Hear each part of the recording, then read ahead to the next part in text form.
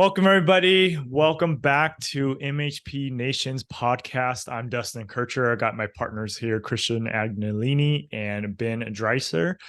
We got an amazing show today. Christian's been hyping this gentleman up, and we've been excited to listen to him. He's got lots of experience in the mobile homes and rehabs, all kinds of. I'm actually very interested to find out the different strategies he's got in place in his business. But he's come to us with high regards, and so we're excited. We got our special guest, Adrian Smude, and he's here to talk about his experience in mobile homes. So, which is all something that, as trying to buy parks and whatnot, that we need to learn, because there are just from my experience, at least that little experience on that, is that there is some differences, right? And then there's going to be different strategies to put in place. And so for maybe those that aren't interested in getting to the parks and they just own a couple of these here and there, this is going to be a great show for you to listen to and watch. So, Adrian Smude, I appreciate you coming in here and sharing your experience. And I'd like to give you the mic and tell us a little bit about yourself and what you're doing. Well, thank you guys for having me on the show. I'll give you my quick backstory history. I'm a Florida native, lived in Plant City, which is in between Tampa and Orlando. We are the winter Shari capital of the world. And I started my real estate career about 20 years ago as a terrible tenant, like a terrible one. We had parties. You know, I'm the guy that you don't want in your properties. Parties for spaghetti wrestling, geez, slug wrestling, pudding wrestling. We even parked a motorcycle inside the living room. You're starting to make me hungry with all that food wrestling. Yeah, you don't rent to Adrian and his friends when we were 20. That's awesome. But I need to solve that problem of like getting evicted again. And 20 years ago, like they just gave houses away. So I went in and signed the paperwork for a mortgage and got a house. Nice. Moved all my friends in to help me get evicted. Started learning what the landlord had to deal with and why we were terrible tenants. Yeah. But what I did that was really smart with all of this, besides buying a house, is I divide my mortgage up amongst my friends. I lived for free.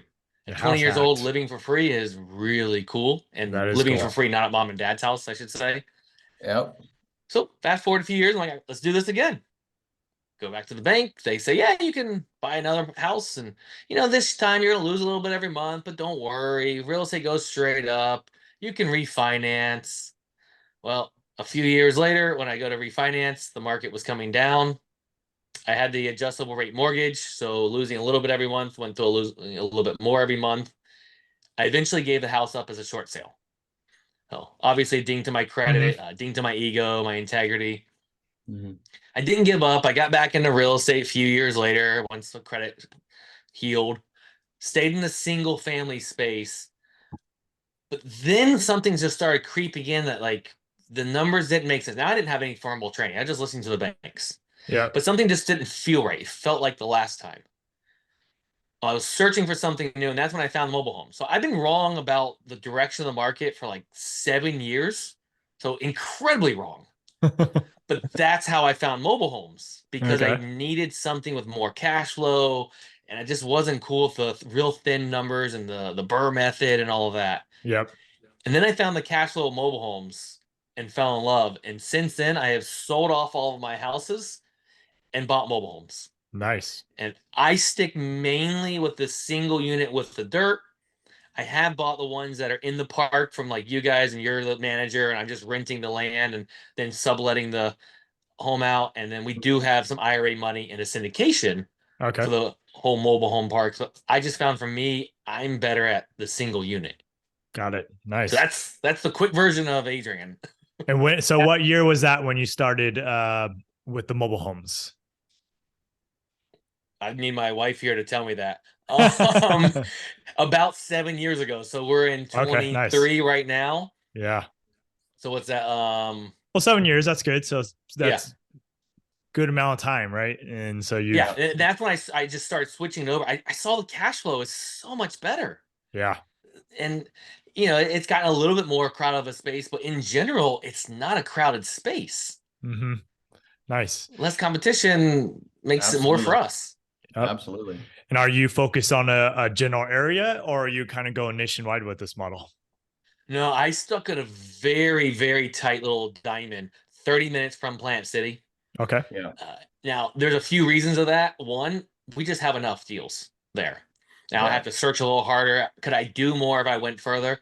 Yeah, but I'm not, what's the word? I don't want to say I'm not smart enough. It's complicated for me to have crews from all different counties and learn different states and counties. Absolutely. That's complex for me. And I'm just a very simple, let me find one thing that works really, really well. I'll pivot when I need to. Yeah. But until then, I'm going to continue doing what's works. And so I stuck with that. Nice. So when you're doing your marketing, how are you finding out exactly, like, how are you able to procure your list of just mobile homes? I have not ever actually found a great list. Okay. And, some people are like, oh, okay, well, that's challenging. Challenging stuff means us that are willing to do a little bit more work will Absolutely. get the deals because someone can't just sit behind a computer and click. Exactly. I'm a networker. That's just my personality. I like talking to people. So I go around talking, and my marketing is I got known for this shirt. My wife buys mobile homes. If I was Nice. at home right now and we were at a meeting, I would be wearing this shirt. I don't go in public. And I just started wearing that everywhere. And that fits my personality and the person next door. And I just tell everyone what I do. Now, we have bought stuff with Google AdWords, Facebook, all the different stuff. Actually, everything but direct mail, ironically. I think I'm the only investor that's never bought with direct mail. I put money in it. I found what works for me, so now I gear everything networking. Okay. You made a comment that you would buy in a park, but usually it's the land. So you're actually buying the mobile home with the land as well. Is that correct understanding? Yeah, correct. I like to own the dirt. For one, I get the control because you guys make the rules when it's the whole park. And I like that at times, but I'm in Florida and we have those things called hurricanes. Yeah, I was just so if the hurricane comes through and blows it away, all I have is an obligation to pay you lot rent. Yeah. So I have done those. Will I do them again? Probably. They're low cost to get in. More and more parks are going away from that model, but I like the dirt, and because then at least I have some dirt, and the hurricane's not going to blow all that away. Right. Yeah. Yep. That's true. So have you come into an experience where a hurricane has affected any of your mobile homes? I've only had one real damage from the hurricane. It was Irma, 2 hurricanes ago from Florida. We had a pine tree, and it fell right on top of a single wide 1980s. One of the branches went straight in through the roof. Dang. We had it fixed in about a week and a half. Cost us about $6,000, $7,000. It was a metal roof over. And actually, honestly, it shouldn't have cost that much, but my roofer misunderstood me. I'm like, I wanted it patched. He did a whole new roof over. Oh, wow. Which is better in the long run. Yeah. But, you guys know it's not the most expensive to repair them. It depends on what year and model you have. But we were able to repair it really fast. We don't insure some of those older ones like that. So we didn't have to wait the game of my friends had to wait for months sometimes to get the insurance claim and lost all that rent. If it was an oak tree, that thing would have been gone. But so would have been a concrete house and a wood frame house. Like oak trees weigh so much, they just destroy. Yeah. Nice. And so I know when we first introduced to you, I know you actually wrote a book, right? Yep. So you got How to Buy Mobile Homes. And you kind of travel the country talking about this and doing educations. Tell us a little bit about your book and what you have in there and how it can help people learn a little bit more about this space. So my book is a storyline of me starting out as that terrible tenant all the way through past allowing my wife to retire at the age of 29. And through that storyline, I start talking about deals and teaching about mobile homes. So much of what we do is extreme overlap. Obviously, the structure of the buying and the dollars had more zeros on your side. But a mobile home's a mobile home. Right.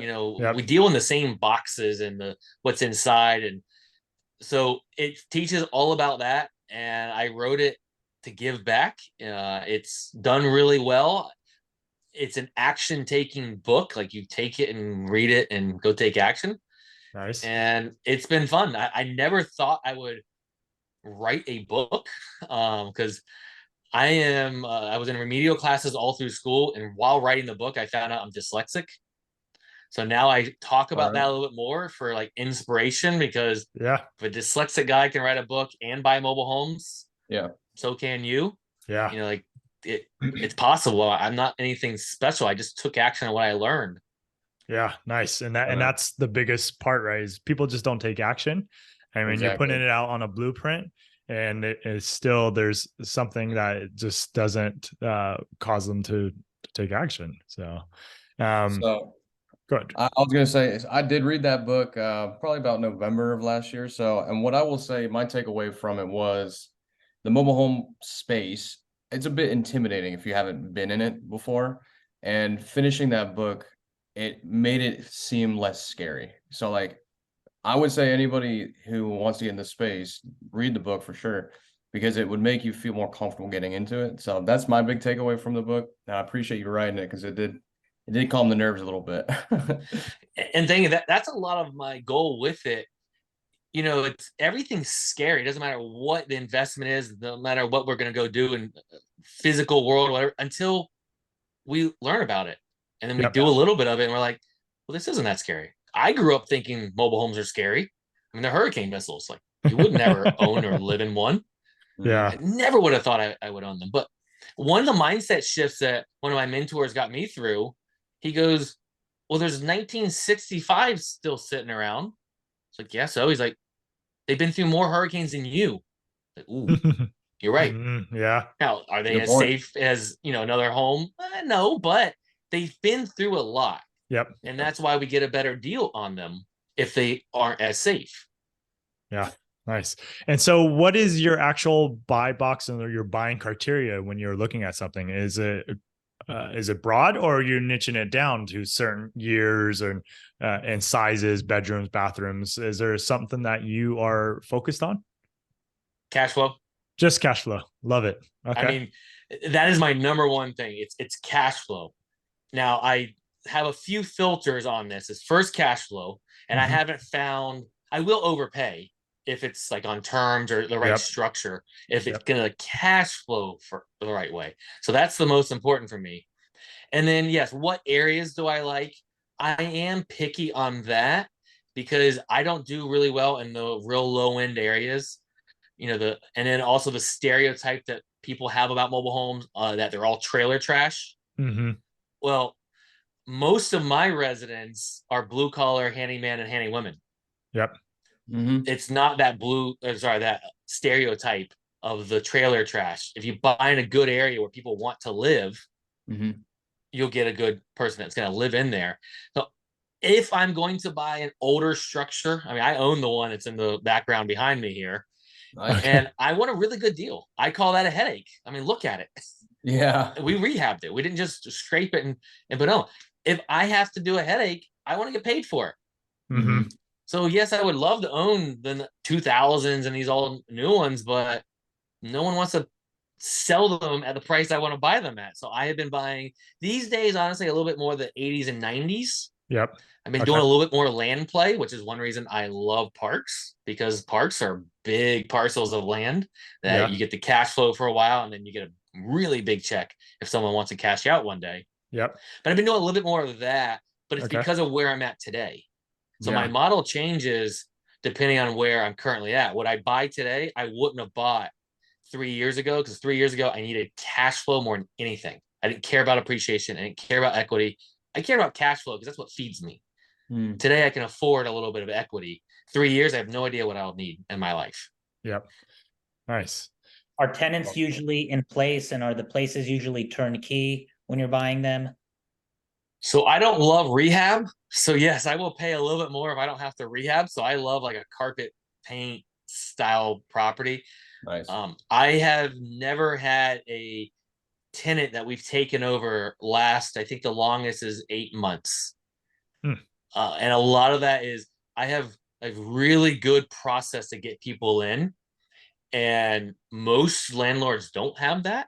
I actually think that most people get in this real estate investing game, think they're going to be this landlord, and realize they either don't like it and or they're not good at it. So I think most people shouldn't be landlords. They should be lenders to someone like us, or maybe they should fix and flip, but just knowing the personalities. Anyways, I have a good process to make sure someone's going to want to move in and stay a long time. That's what we really look for. And it's going to be their home that they take care of, not somewhere that they're looking to stay 6 months, a year and a half. I don't want that person. I want someone that's on my team. So when you say someone making it their home, are you also maybe wrapping deals? Are you getting on seller financing and wrapping to end buyers so that you're not involved in the management at all? We've done some of that. I still will do more of that. My primary is how can I hold it? Now, when I was in mega growth mode and I didn't have a wonderful management system, yes, I did more of that because I needed to outsource the management. I didn't have time to grow everything.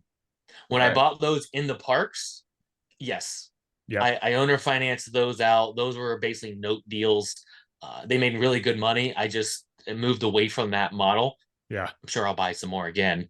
And I think that's a wonderful model to build rapport with a mom and pop park, actually. Real long term. We look at it. If I think there's a land play there, no, I don't want to. This one that's behind me, the residents that live there have asked about buying it, and we'll talk about that because they've been there a long time. They take care of it. They're great people. Could I just leave it on autopilot? Yeah, but I want to do the right thing, and if they want to buy it, we'll owner finance it. Obviously, we got to deal with Dodd-Frank, the SAFE Act, and all of that. But yeah. Nice. And I love so far, I love the model, right? And what you're talking about, because especially if you're looking at older homes, they become non-financeable, right? Through the banks. And so it's kind of like when you're talking to the sellers, they have to sell on seller financing if they need to get out of it. So it's like the pitch of it is very easy because it's probably kind of common knowledge within that community. Like, hey, they probably talked to a broker or talked to a friend and they said, yeah, we had to sell on seller financing. Well, great. That's half the battle. And now it's just coming up to the terms that make sense for you and the seller for you to cash flow and for them to get where they need to go. So, and this is why it's nice to be on a podcast of people that understand mobile homes, because I don't have to explain all that out. That's exactly it. And it's how I've gotten a lot of owner financing on these older ones. Yeah. I mean, you said it perfectly. So tell us a little bit about that one behind you. Tell us the story about that one. So this one, I got an ad. I had a little ad in a coupon book, and the guy called, and honestly, I didn't really want it. I was scared of something like this at that point in my career. But he kept calling, and I finally said, all right, I'm going to go out there and I'm going to practice something I learned in class. Nice. So that was my goal. I'm like, I'm just going to go practice these lines I learned. So I would go. It was going to be for owner financing. And I had kind of done some rough numbers. I knew about what I could pay a month. And so I get out there and it looks scary. And we're talking, we're building rapport. Because again, I'm a people person. So we're just talking. And finally, he's like, let's talk about this mobile home. So I made him bring it up. And the key piece I went there to learn, or to practice, was he gave me his price, and it was $15,000 for 2 of these, not just one. And the land included? Yep. 2 separate parcels, $15,000 for both, quarter acre each, or just under a quarter acre. And he said, I'm looking for $15,000. And what I went to practice was, Paul, would you take payments on that? And then I had to shut up. Yep. Which is super hard and awkward. I feel you. And eventually, first he didn't say no right away. So that's when we know, all right, there's something. Most people, they're either going to say no right away or they're thinking about it. And they're thinking about it, great, let's talk. And he said, what would that look like? And then I got super excited and a little nervous because I'm like, all right, I didn't prep for this part. And so we threw out some numbers back and forth. And eventually, that's what we came up with. Awesome. I bought it, his price, $1,000 down, $100 a month. Wow, nice. To pay. So that's what do you rent interest. that one out for? Now we put about 13 in it. Okay. And that was to get it livable. It wasn't even, a great end product. It was a livable unit. I mean, look at this thing. It came with most of its siding. Luckily, the roofs were not leaking. That was a big piece of it. If the roofs were leaking, we may have had to scrap it. Yeah. And I think it's $700 a month. Nice. So you don't need a calculator to be like, yeah, yeah, those numbers work. that's Yeah. awesome. Yeah. And I'll give another key reason the rapport is so important. There's other landlords on that road, like live on that road, you have to pass, that tried to buy this. And afterwards, I've kind of put things together, realizing they were a jerk to him. And I wasn't. Yep. So and I think that's one reason I got to buy it, because I treated him with respect, and I liked treating everyone. I just liked everyone's story and treating everyone's respect. Also, he was known by first name at the title company. So he's an experienced investor on top of it. That gave me 0%. Yeah. Wow. He's in his late 70s. He had bought a cafe that he loves. So he's getting there at 4 a.m. to cook. Nice. And he's the old school investor that thinks that they have to do most of the work or get someone real cheap labor. If you're in your 70s, you get up at 4 and you work a 10-hour shift at what you really love, you don't feel like going and taking care of this. Yeah. And I couldn't believe when I found out they knew him by first name. That's what that rapport building will do, and actually caring about someone. Nice. So going back to a little bit more of like this unit and your buy box, what are you looking for? Stuff that's on city sewer, city water? Will you look at stuff that's on septic? Well, what's kind of that looking like on the utility side? Whatever cash flows. Cash flows. I'm not scared of any of that. Now, if I was in the park world, I'd be pretty scared of what I read about the treatment plants. Yeah. I would be scared of that. But a septic, I'm not. Florida, I have to do my math, because sometimes we have to raise the beds and they can be pretty expensive. But it's one unit. I'm not looking at the numbers like in parks. I got a good septic guy. They're pretty quick. Wells, we actually had to replace the pump on this one. It wasn't as crazy as I thought it was going to be. There was the first well I had to do some real work on. Mm-hmm. And one way I look at it is mobile homes in general, we're making a really good return. So if we screw up a little bit, we go from a really good return to a good return. It's not that single family world where we're like, all right, well, if everything goes right, we're going to make $100 a month. You screw up at all in your negative cash flow. Yeah. So they're very forgiving in the numbers a little bit if you screw up a tiny bit. Yeah. Nice. So what's the average septic replacement in your area? I want to say the low end is $4,000, and they can run up to 15. A lot of it depends on how much dirt you have to bring in. Luckily, we've only had to do one. I think needed like 6 inches of dirt. But you start really bringing the dirt in and up, it can get pretty expensive. I believe it. Yeah. Nice. One thing go ahead. Sorry. I was with the one behind you. So you got 0% financing. It's all principal. $500 a month is 100% principal. That is exactly. Is that awesome, a negotiation point, or just because you had good rapport, it was like, okay, $100 a month towards the 15,000? So here's one of the key things I learned with that. I use the word payments, because payments, for one, is simple, and everyone likes simple. Yeah. And payments doesn't imply anything about interest. Financing is a little more complicated, and it implies interest. And I've paid interest multiple times, but I'm willing to give them whatever they ask. I mean, I bought one earlier this year that was about 2.5 times what I thought it was worth. Wow. But I was getting that 0% interest at certain terms that made me cash flow. So I'm willing to overpay. At some point, our property taxes destroy the ability to overpay because we get taxed at that new value. Yeah. But they're giving me something that I want, and I'm going to give them something they want. So you can almost think of it as maybe I paid some interest, but it was built in the price. Yeah.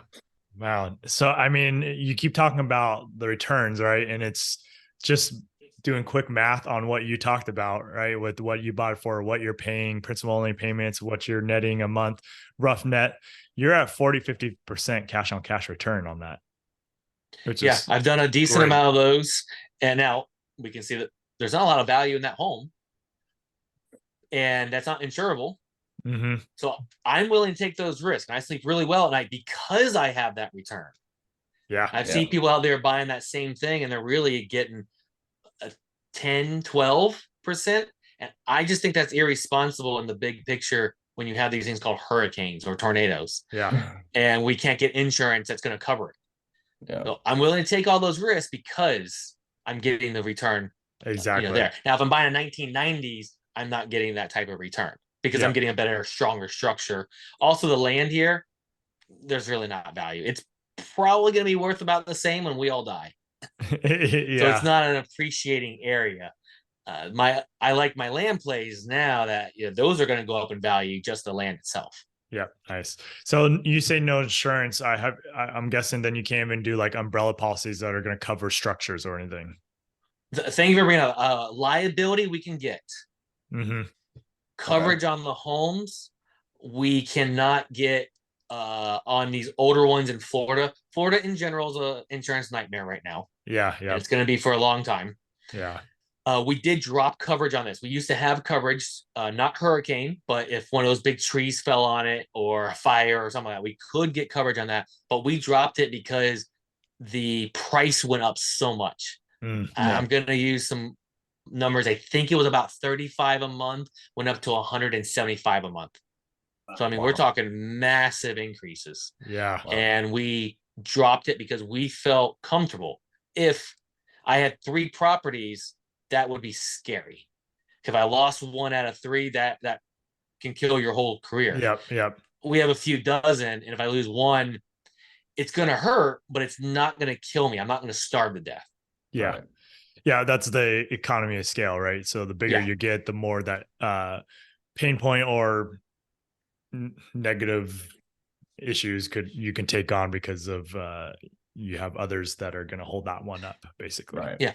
And I'm going to add another piece and I can sleep without insurance. I know people that cannot sleep without the insurance, and they, in my opinion, should never go without it because the money's not worth it. Yeah. That extra money you make is not worth losing sleep, because isn't that why we get into all this? So then we can have more freedom. Yep. You don't have freedom if you can't sleep. Yeah. Nice. Ain't that the truth? So you said you have a few dozen right now, all in this general area. Years are probably around the 60s, 70 models, or would you say they're mostly around that? Our newest one is a 1999. Okay. And I've actually looking at now one that I think is in the 2000s. It would be my first, technically it might be considered a park. There's 5 units. Some of them are a barn that was converted over. So, it's starting to get into the mom and pop where half of it's not legal by the I've seen those, and I'm really shocked like that it's allowed. Like they just cut off the back and start adding their own house. Yeah, there's a lot on this property that's probably not allowed, and I'm willing to buy it if the returns are right, because they can say, oh, it's been fine, but all of a sudden code can drive down the road and not like me.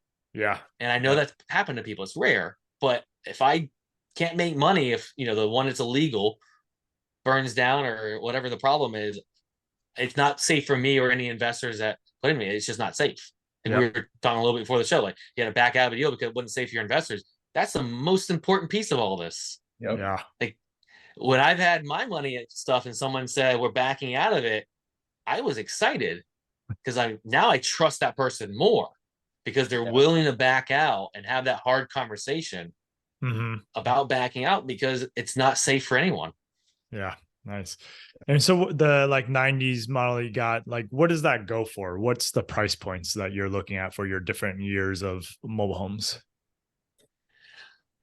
Most of my 90s, I want to preference with this, is they're 1/4 acre to 1.5 acres. So we have more land than I'm having with these older ones. And the land is in a little bit more of a desirable path of progress. So the land actually has a big piece of the price difference. I have bought those anywhere from, I think it was 78,000 to 147,000. Okay. And the land has been, I think the 78, let's just say, I want to say it was around, the dirt was probably 50 to 70. So I had great numbers there on the dirt.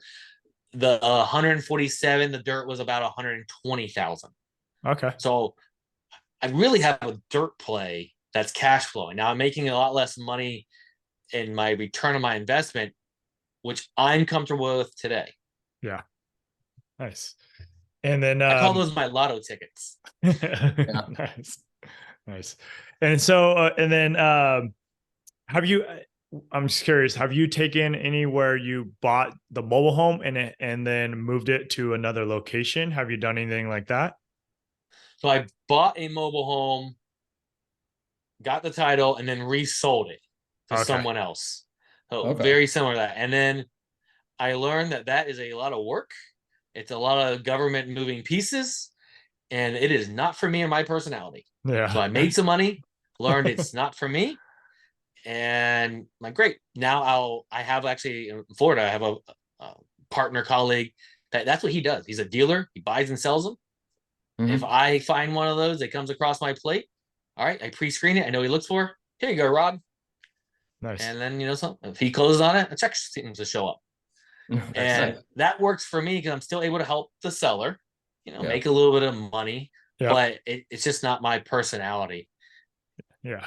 Nice. Yeah, because I mean, it gets pretty costly to start moving homes, and then on top of that, Yeah. right? There's age restrictions too. So I Yeah. believe it's like 78 and below that a lot of companies will not move them, or is it 75? Yeah, and so Florida, the closer you go to the water, the higher the wind zone rating it needs to be. Yeah. So you can't even move it there. And like you said, 78, yeah, you can legally move it, but who's going to spend the moving cost is higher than the Actual home. home. Yeah. I see these people in the Facebook groups with these homes that, they're charging a few $1,000s and needs to be removed. I'm like, that's not going to make it down the road. Yeah, exactly. So You talked a little bit about earlier that you have the secrets. Well, you didn't use secret sauce, but I interpreted as secret sauce for making your tenants happy, and you have your tenants staying there. Can you talk a little bit more about what you're doing to keep your tenants happy, keeping them in place?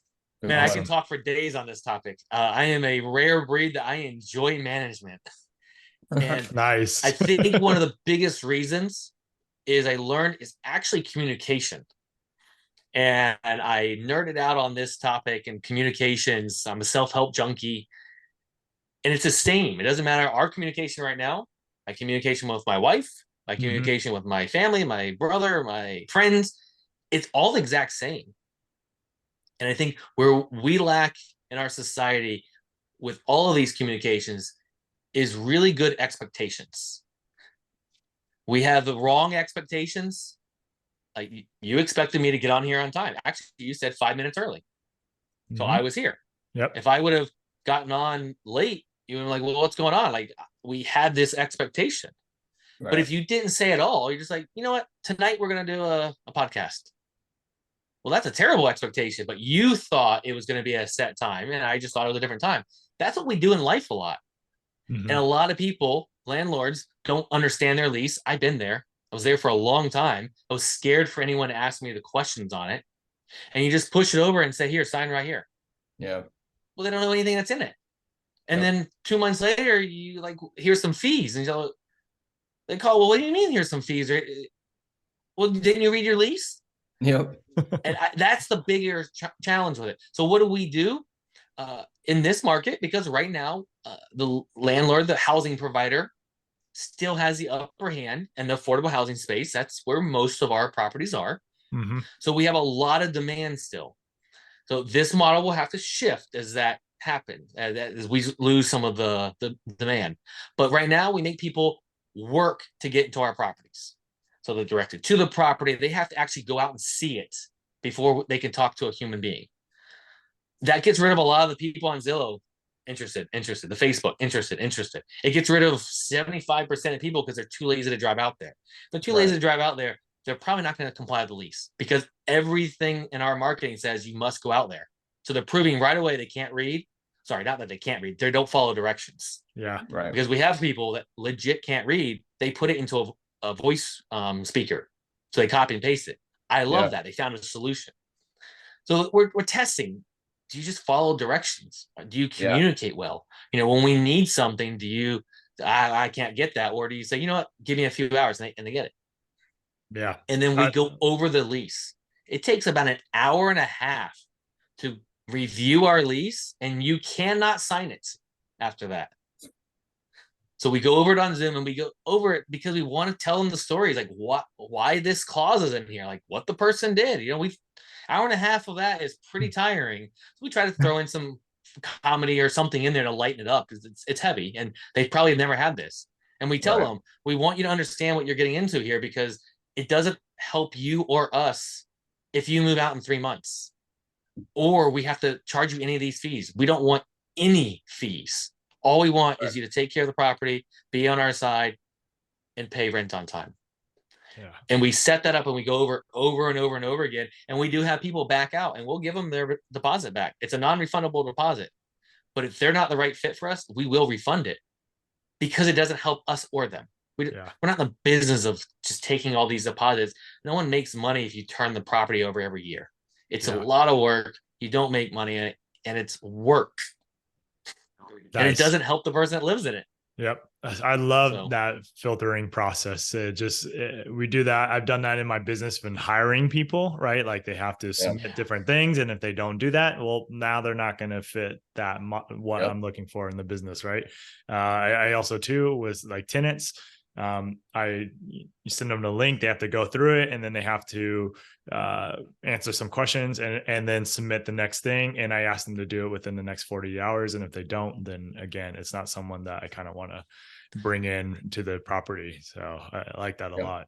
And another reason for it, as you were explaining, I thought of, sorry, I jumped right back in real fast here. Is it really helps us also comply with fair housing.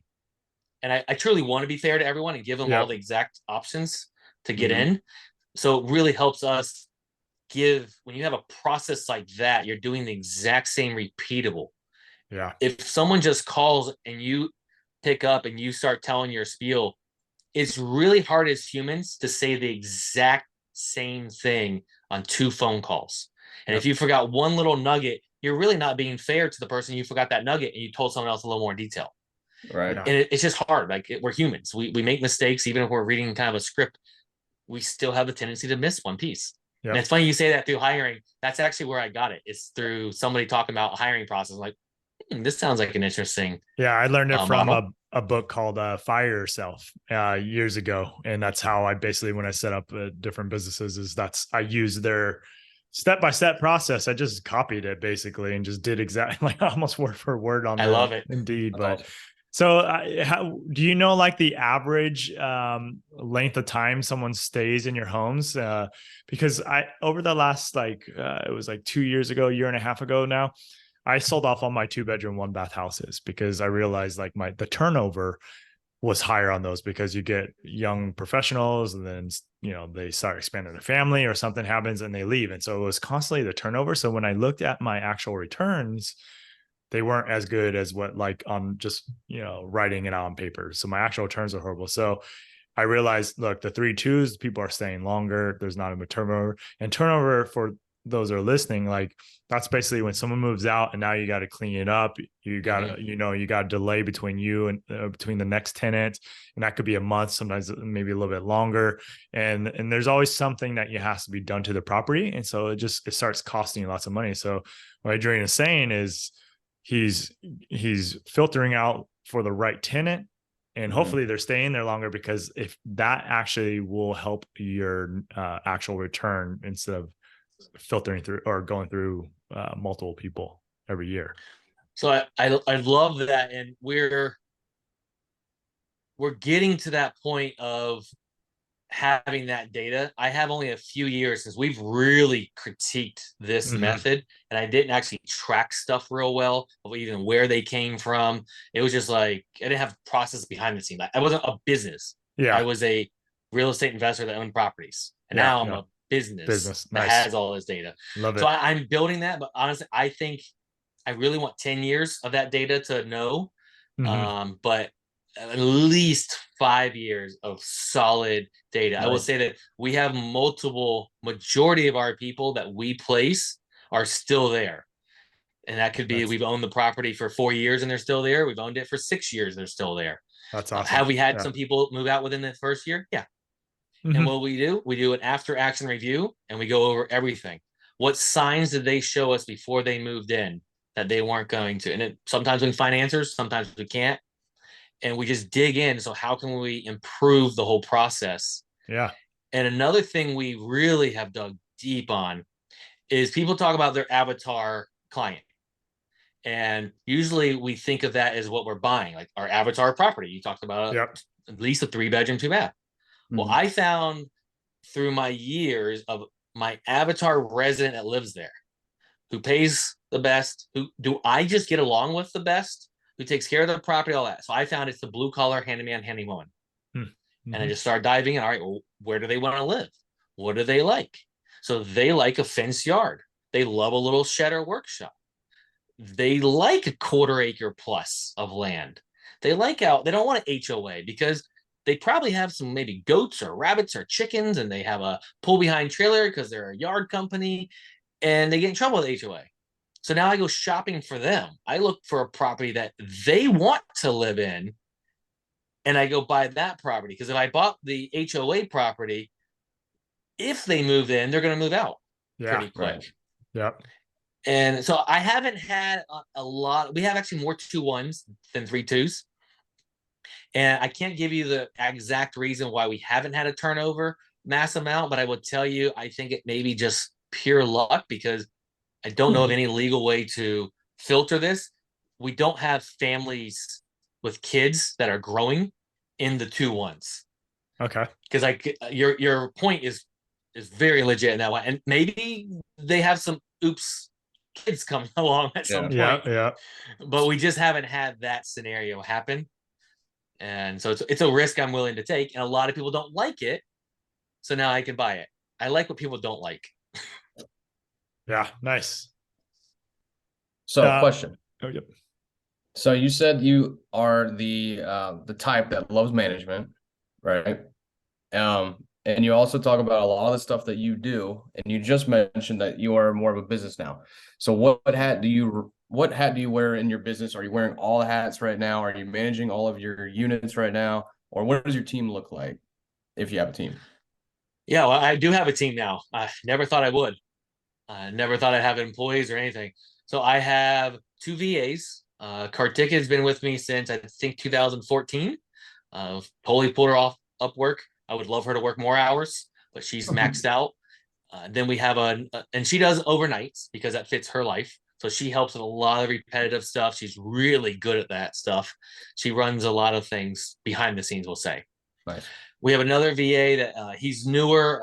He's during the day, so he can help with more stuff like we need it by the end of the day. Yeah. And then we have someone on the ground local. This is the person I never thought I would have. Now, Karen has only been with me for a few months now, but I did have a W-2 salary employee. And you would have asked me before, I would have said, nope, that is not my vision. But Jill grew with me from 4 hours a week. She actually answered the phones because I didn't like answering the phone. Still don't today. Yeah. And she grew into this office manager that had access to everything, kind of ran my life. She had credit cards, blank checks signed. She did so much behind the scenes. And she's not with us. About 2 months ago, she got an opportunity that was absolutely amazing to go to another property management company. So it was hard for both of us, like emotionally, because we became close for her to leave.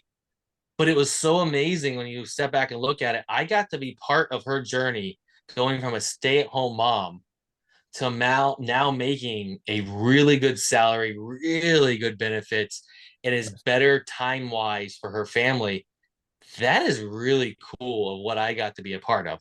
Yeah. Now, Karen is building up that same role, and I just learned that they are better at a lot of that than I am. So my goal now to get to your real answer is I only want to do the pieces I love. I am more of the Imagineer and I'll say the CEO. I'm a problem solver. I love, bring me a problem. I love brainstorming on that. Mm-hmm.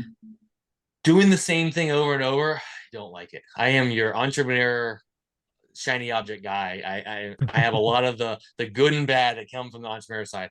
And Karen's good at, making sure the checklist is, I can't even find stuff in our CRM over and over again. She has to tag me. And it's right there blatantly. My eyes just don't work for it. Yeah. So we want everyone doing what they love, not what they like can do. I want everyone in the right seat, their unique genius zone, so they actually love the piece they're doing. If they don't love it, all right, fine. You may have to do it for a while, and eventually let's find someone that actually enjoys that and they're really good at that skill set, and let's hand it off to that person. I don't want a big team. I want Karen to grow into the role she's in, and really her to be in charge of everyone else, even though they can all come to me, and they do. Mm-hmm. I don't want to manage a bunch of people, but it is really cool to be able to help them money and we'll say even coaching and freedom wise, to be able to have a job that benefits their life, not saying, hey, you got to do this, this, and this. I want it to really benefit their life and more than just money. That's Nice. awesome. And what would you say has been your biggest challenge in the mobile home park space? Oh, the mobile home space. Biggest challenge, probably being scared at first and not taking enough action. We talked about that a little bit at the beginning. Yeah. And then I got, I would say that kind of came back around, that I got a little complacent. I was like, all right, I'm not going to buy a bunch, because I had some years. So for me, a lot is like 12. I think I might have done a year of 14 properties I bought. So I know people do that a month. Like, that is a lot for me. It's not my cadence. I don't enjoy it, but I did what I needed to do at that time. Mm-hmm. Now I really want 4, 6 a year, somewhere in that range. It's more my speed, but I got complacent and then maybe let my skill sets drop a little bit. And I bought 2. I was like, oh, let's go. Okay, they'll come back next year. I'll do an average, I'll get 6. And I let myself fall down a little bit in that. And that did just happen. So I picked up out writing the book takes time. So like I was putting energy in different areas. So I'm going to call it getting lazy. And then a little bit is, I call it old man status. I don't know I need a better term for that, but back in my day, I bought that property for 20 cents on the dollar, like that's not today's world. Yeah. And I feel like we probably all will feel never that. be, unless we get a crazy recession again. Yeah. All right. Well, can we make it work? Can we sharpen our skills and delay payments for 6 months to increase the cash flow? There's different ways. And so really keeping that skill set sharp for that, and not just being lazy a little bit. And the space has gotten a little more crowded, so I have to work a little harder, but I'm getting, when I get off of here, I got to sign a paperwork on another property. It's going to be a great one. Nice. So very cool. Getting complacent. I'm a big David Goggins fan.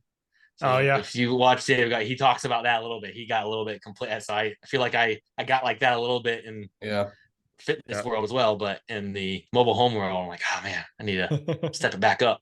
I think we've all been there a time or two. Yeah. Nice. So I think it's healthy a little bit too, because really that means we're focusing on a different part of our life. So more personal and relationship with my wife. I was focusing more energy there, and that was the right decision to do that for me. Yeah. Sure. I like your getting old grandpa analogy. Like, well, back in my day, we're all experiencing that right now, because it's like, holy cow, what are we paying for properties? Even from like 3 years ago, right? 4 years ago. Yeah. It's been an interesting the last couple of years. And but so I feel the same thing. I'm like, oh man, I should have bought so many more back then, but it is what it is. Do you have any horror stories that you've dealt with some of these? Oof. Yeah. One of the first ones that comes sounded to like mind a couple. is I call it the property that kept on giving. Oh yeah. If this was in my first 10, I probably wouldn't be an investor anymore. And so anyway, we were doing not a full rehab, but we were doing a pretty extensive rehab. Once you're in the mobile home space, you realize replacing all the subfloor and walls isn't as big and scary as it actually looks in pictures. Mm-hmm. So that's the main thing we had to do. And then a handyman that was doing a lot of the work, he gets underneath there and he's doing some work. He's like, we got some bad plumbing. They put two 90-degree bends on the sewage line. And if you're not in the septic or sewage world, stuff doesn't flow that well when it has to make those sharp turns. Yeah. There's a certain degree it needs to move and all that. So he gets underneath there, it causes a big mess, and he fixes it. Well, then it backs up again. It doesn't fix it. Then he realized, all right, we have a big septic problem. And then we have this massive oak tree kind of in the way there. Yeah. And I mean, this is probably a $10,000-$15,000 removal if I was going to remove the whole thing. And I wasn't willing to spend that, and I just didn't have the money for it. So I have no idea if this is a good thought process, but for me, I feel like if I take away a lot of the weight that's on the side of the home, the weight that's not on that side will pull the tree away from the home. That's just my theory on oaks. So I hired a tree trimming crew. They looked and acted like the guy that just has a pickup and a chainsaw, but I checked his insurance. I mean, that's one area I am very adamant about checking insurance, because that's a really risky thing. And I made sure I was even added on the policy. Okay. I happened to be stopping by there while they're cutting some really big limbs, and they were using the rope method. So basically, they tie the limb up that they're about to cut. They tie it to something else, and their plan is to cut it, and then it swings. Well, they mismeasured.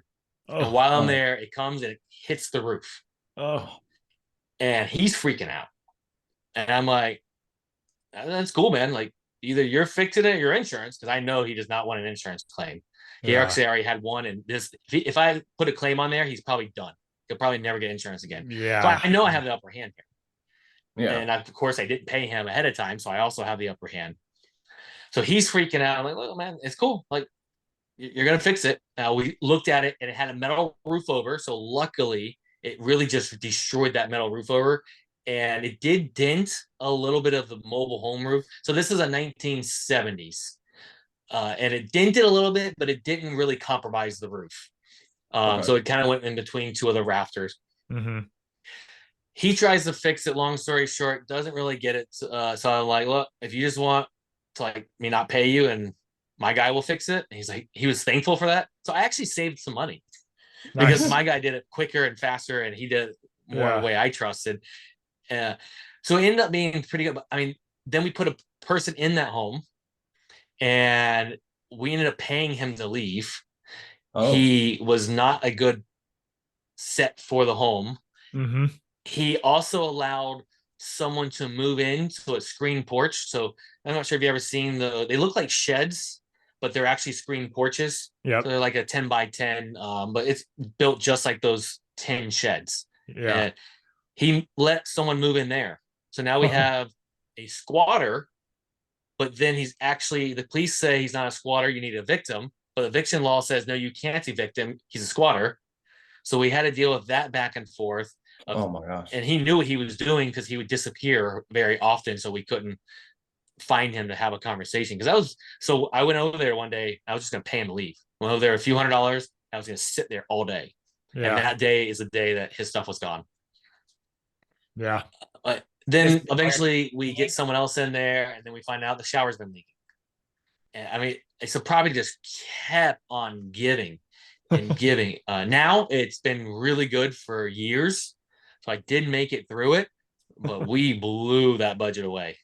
Wow. It just, and those are things you can't just say, I'll fix that later. Yeah. You can paint later.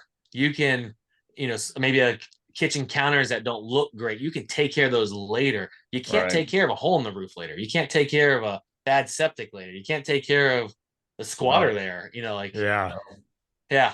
So we made it through. Was that prior to your screening process that you let the original tenant? Okay, so they wouldn't even made it through. No, I'm just trying to make sure I protect privacy. he had some government assistance, not like a Section 8 or anything. It was with some abilities, and it was more of a heart thing of like I wanted to help this person out, and it's not the right setup for it. You know, he didn't have anything in it. He wasn't paying for anything. Yeah. And that's part of the mentality. I want someone that's going to pay. So we don't accept Section 8 because I want someone, it's your money. It's not a freeloading. That's just not my personal preference. And I know people do great with Section 8. Yeah. It just doesn't fit me. Got it. Hey, I was just about to ask that too. So do you actually do Section 8? Because, you know, some people love it. Some people don't like it. My friend Dave Peters, and during COVID, he looked like a genius. His checks were all there. We only had someone go, I think at 30 days passed during COVID. Really good communication, but he didn't have any late checks. Yeah. I know. It's one of those models I've looked at for a while and just was like, I just, again, never jumped into it. Too many other things, but yeah, I'm the same way. And everything I learned, I got friends around the country that do different things. Section 8 is very different depending on what market you're in, because the county can run it differently than the city, and then it could be state funded ones. They all have a little bit different rules. So we hear horror stories online, and then we hear people say it's the best thing they've ever done. It's because they're two different actually programs that they're dealing with. Yeah. Nice. So we're approaching an hour here, basically. Wow. Oh wow, time flies when we're having good conversation. Yeah, exactly. So I was gonna say, wow, we're approaching 45 minutes, but we're more than that. So Adrian, I appreciate you coming in here. It's been awesome getting to talk with you. And I know you had said that you actually created a free gift, right, for the listeners, and it was 14 myths debunked for mobile home investing. So for those who are listening and watching this later on, we'll include a link in the show description and put it on screen, and then click on that. And then how can the listeners get in touch with you? I know you do offer some coaching and insight on what you do. Can they scan this QR code, or they go to adriansmude.com? Yep, they all brings you right to that same place. Okay. You know, you get the PDF. You're gonna give me your email. Yeah. It shouldn't be a shock. Yeah. You can always unsubscribe. I have a blog there, and it's a give. I learned I like to write. Nice. And it's on mobile homes. It's on real estate investing, and then there's a mindset within it. Okay. If you don't like it, unsubscribe. You won't hurt my feelings. And that's really the best way to get a hold of me. Social media. I should say social media. I'm on Instagram and Facebook. I'm on other platforms. I'm active on those. My VA reposts the other platforms. Nice. But I'm the age of Facebook. Yep. Not of TikTok and stuff. Maybe one day I'll get young and learn it. Very cool. So before we take off, any last words of encouragement or advice for people that want to get into this space? Yeah. Take some type of action from what we talked about tonight. There's one little piece somewhere, at least one thing, and go take action with it, and then do the same thing on the next episode and the next episode. If you take one little piece of action, you'll be so much further at the end of the year versus waiting for everything to be perfect. Yeah. Because they're never perfect. I still don't know everything. I keep finding out more things. I'm like, how did I not know that? It seems so obvious today. Yeah. How did I even get through all these years? Nice. So, learn some, but take some massive imperfect action, as my friend Bill Merlo would say. Nice. And make sure you have people to go and ask for help, because you're going to fail. You're going to fail forward. By John Maxwell, fantastic book. Get back up, ask for help, and go do it again. Awesome. Well, we really appreciate you coming on here. Amen. I mean, great advice, great stories in the space. And as mentioned earlier, Christian really wanted to get you on here. And of course, you know, it's kind of selfish, because as we want to bring people on that we want to do business with, and you're one of those people that we want to do business with down the road. So hopefully we'll be able to do that here soon. But again, thank you for your time. I know you must be busy, so we appreciate you coming on here and sharing with everybody and us. Absolutely. Yeah, thank you guys for having me. Thank you guys for having the platform, because it's work to put on a podcast. People don't see the behind the scenes, and you do all the work and I show up and have fun and chat and talk about stuff. So thank you for keeping education going for everyone to listen. Yeah, thank you. Awesome, man. All Awesome, right, thanks. guys, thanks for listening, and we'll see you on the next show.